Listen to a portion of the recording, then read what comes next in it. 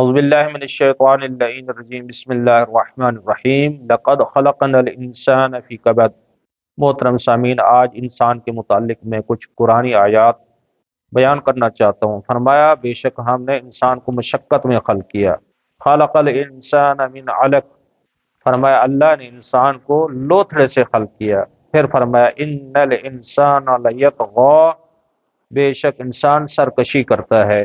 ان الانسان لربہ لکنود، انسان بے شک اپنے رب کا ناشکرا ہے۔ خلق الانسان کان ضعیفا، انسان کو کمزور خلق کیا گیا ہے۔ انہ لیئوس کفور، اور بے شک انسان مایوس اور ناشکرا ہے۔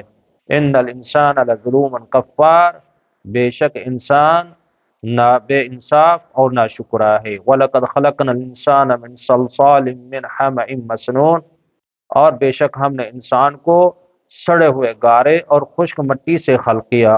فَإِذَا هُوَ خَصِيمٌ مُّبِينٌ، بے شک انسان کیا ہے؟ جھگڑالو ہے، جھگڑا کو پسند کرتا ہے۔ کان الانسان کفورا، انسان ناشکرا ہے۔ وکان الانسان عجولا، انسان جلد باز ہے۔ وکان الانسان قتورا، انسان تنگ دل ہے۔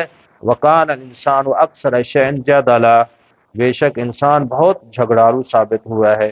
ان خلقناہ من قبل ولم یک شیئا، بے شک ہم نے انسان کو خلق کیا قبل اس کے کہ وہ کوئی چیز نہیں تھا۔